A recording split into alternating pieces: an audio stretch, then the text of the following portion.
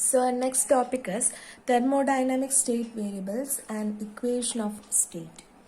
So every equilibrium state of a thermodynamic system is completely described by some specific values of macroscopic variables, isn't it? And such variables like pressure, volume, temperature, mass, etc.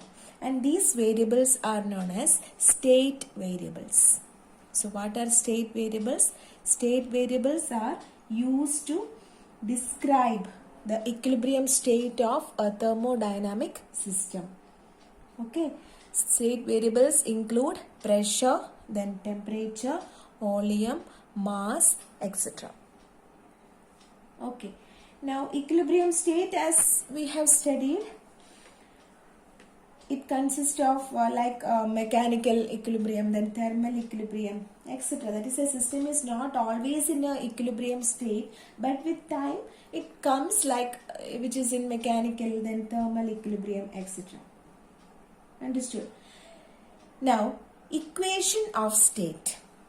The various state variables that we just mentioned, like pressure, temperature, volume, mass, etc. These are not necessarily independent. The equation which represents the relationship between the state variables of a system is called the equation of state. Okay, if you consider a system and the system can be explained completely with the help of these state variables. Equation connecting these state variables is known as what? Equation of state. And for an ideal gas, as you have studied, the equation of state is given by the ideal gas equation, which is PV is equal to mu R T. Okay. So for a fixed amount of gas given, there are only two independent variables, say P and V, then T and V. Okay. The pressure volume curve for a fixed temperature we call as isotherm. That is, by keeping the temperature constant, if we draw a graph between pressure and volume, that such type of curve we call it as isotherm. Understood? So we just discussed what are state variables. State variables means the variables or the macroscopic variables which are used to describe a system completely. Okay. Examples are pressure, temperature, volume, mass, etc. Now equation of state means for a system, if we want to explain it clearly, there should be some relation between these state variables. That is the equation connecting these state variables. Examples for an ideal gas, the equation of state is PV equals mu RT. Here you see P, V, T, all are variables. So there is a relation connecting these three, isn't it? So such relation or such equation is known as equation of state. Understood? Now there are two types in this state variables. They are extensive state variables and intensive state variables. Extensive state variables and intensive state variables. Now listen, extensive state variables means this describes the size of the system. Okay. So let us consider that a system in equilibrium is divided into two equal parts.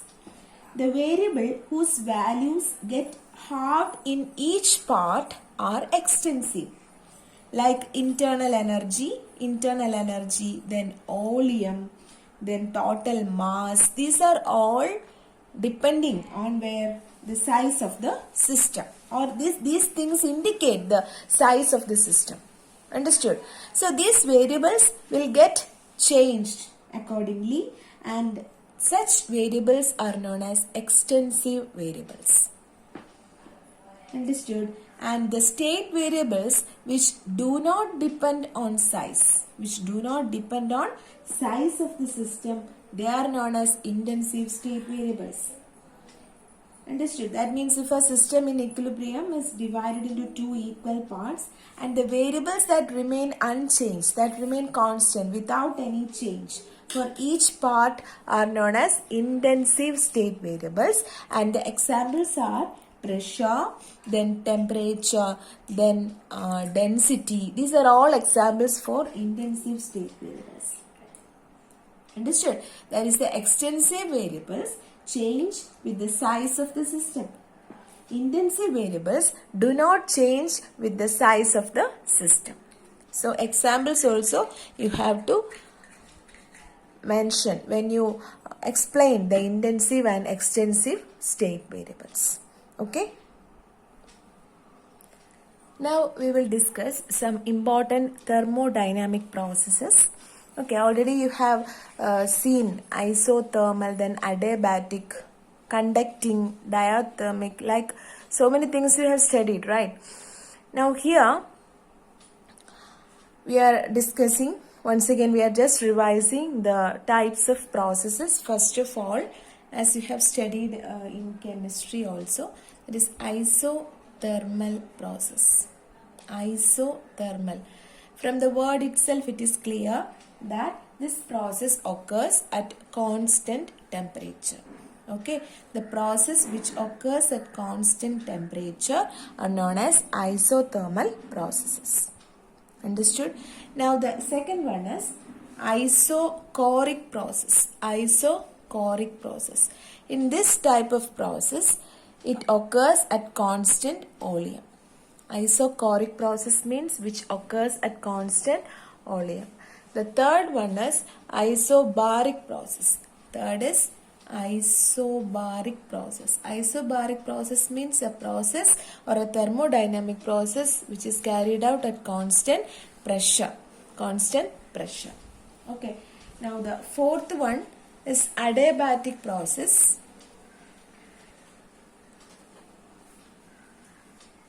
Adiabatic process. In this adiabatic process, you have seen in while we discuss zeroth law of thermodynamics. Adiabatic process means what? As it does not allow the transfer of heat. It does not allow transfer of heat. That means by the system or to the system. Okay.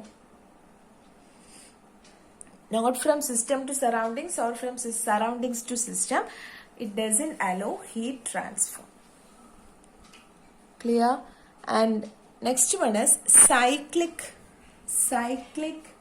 and non-cyclic process. Cyclic and non-cyclic process. So in cyclic process, the initial and final states are same, and in non-cyclic process, they are different. Cyclic means from where it started, it should come at the same point. Okay, cyclic means initial and final points are same, but in non-cyclic process, it will be different. So these are the various thermodynamic process. Now as you know, in your revised syllabus, the portions like heat engine, Carnot engine, all are deleted. So now we are moving directly to second law of thermodynamics. Okay. So now we are moving to second law of thermodynamics. Okay. I will start with an example. You know first law. First law states that the heat supplied to a system is used for two purposes. First one is to change the internal energy, and second one is for doing work. Right. Now, I will say one example like a ball lying on a floor. Okay. It could jump up to some height by itself gaining some heat energy from the ground. Isn't it? But is this possible practically? According to the first law, it is possible, but not actually possible in nature. Isn't it? It means that some additional basic principle of nature forbids the above process, even though it satisfies the energy conservation. The principle that put a restriction on the first law of thermodynamics is known as the second law of thermodynamics. Understood? So, simply a ball lying on a floor if it is attaining some sort of heat energy from the ground, surely it will jump to a certain height. As according to first law, it is possible. But we know that it is not possible in nature. Okay, that means there are certain contradictions to that. Even though energy conservation is there, it is actually contradicting the first law. So the principle that put a restriction on the first law of thermodynamics is known as second law of thermodynamics. This second law of thermodynamics, actually there are two statements. First one is Kelvin-Planck statement. Kelvin-Planck's statement.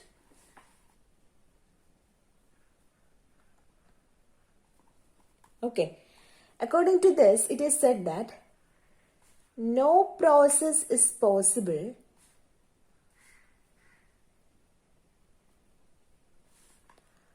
whose sole result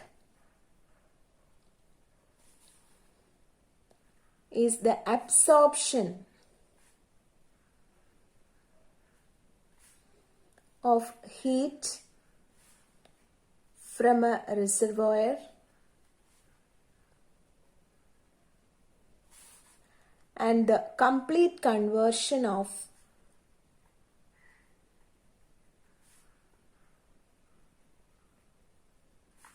heat into work. Yes, this is true, isn't it? Is there any process possible in which some sort of heat is absorbed and completely this heat gets converted to work? No. That means surely there will be energy losses, isn't it?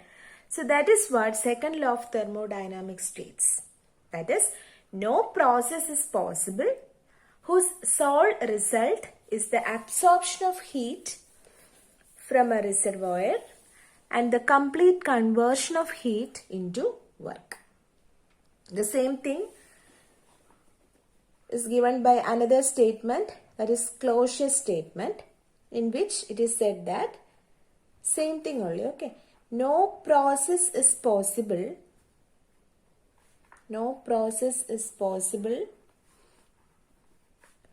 whose sole result is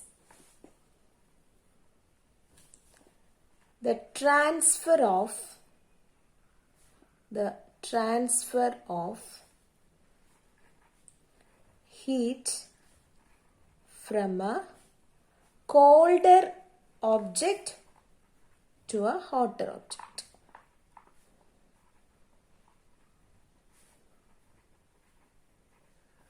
Okay, as you know, it is impossible to transfer heat from a colder object to hotter object completely.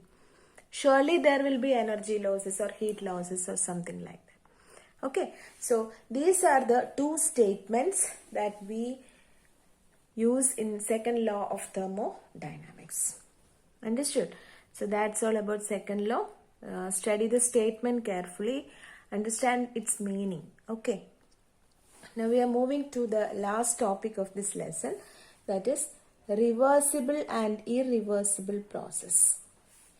Reversible and irreversible process. You may have studied in chemistry also reversible and irreversible process. So what is a reversible process? A process which could be reserved in such a way that the system and its surroundings returns exactly to their initial states with no other change in the universe. That is called reversible process. Okay, once again, a process which could be reversed. Okay, which could be reversed in such a way that the system and its surroundings returns exactly to their initial states with no other change in the universe. Is there any process which is reversible? Is there any process or ideal process which can be exactly reversed? Yes. Reversible process can never be realized in practice. So it is only an ideal concept. In actual process, there is always loss of heat due to friction, then conduction, radiation, etc. But still, you should understand reversible process, and to a certain extent we can say some examples for reversible process, such as first of all, when a certain amount of heat is absorbed by ice. Okay, ice is there, it absorbs heat, and if the same amount of heat is removed from it, the water formed in the direct process will be converted into ice. So it can be considered as a reversible process. Similarly, an extremely slow extension or compression of a spring without setting up oscillations. This is also an example for reversible process. Understood? Then very slow evaporation or condensation, like that. And the process that we have discussed, like isothermal, adiabatic process, when they are conducted or performed very slowly, it can be reversed to a certain extent, and it can be considered as an example for reversible process. Understood? That means the process should take place very slowly. That is the first condition to be reversible. And the temperature of the system must not differ from its surroundings. That is another condition for what? Reversible process. Okay. So once again, reversible process means a process which could be reversed in such a way that the system and the surroundings returns exactly to their initial states with no other change in the universe. Understood? Then the conditions, you can say that the processes, the direct and reverse process must take place very, very slowly. And the second condition, the temperature of the system, it should not differ from that of the surroundings. One more condition you can say, that is the forces, frictional forces, viscous forces, then electric resistance. So many opposite forces are there, right? So these forces should be completely absent. Then only this is possible. That is another condition, and you know practically it is not at all possible. Such kind of forces will exist in nature, like frictional force is there, viscous force is there. So a reversible process is actually an ideal concept, but we can say a few examples which obeys the conditions to a certain extent. The first example, as I told, is the very slow evaporation or condensation, then extremely slow extension or contraction of a spring without setting up oscillations in it. Understood? Now, irreversible process means which is not reversible exactly. It is an irreversible process. All such natural process like conduction, then radiation, radioactive decay, these are all irreversible process. Understood? And examples, you can say that the sudden and fast stretching of a spring may produce vibrations in it. You know that. And there a part of energy is dissipated or it is getting lost. And this is the case of irreversible process. Or the sudden expansion or contraction, rapid evaporation, rapid condensation, these are all examples. That means the process which are getting or performed very fastly are all examples of irreversible processes. And these processes involve the forces like frictional forces, viscous forces, etc. Understood? So these are the different types of processes, reversible and irreversible processes. Okay. So as I told, certain topics are deleted from this chapter. So this is the last topic that we have to discuss in the chapter thermodynamics. The next class will be moving to a new chapter. So thank you. Have a nice day.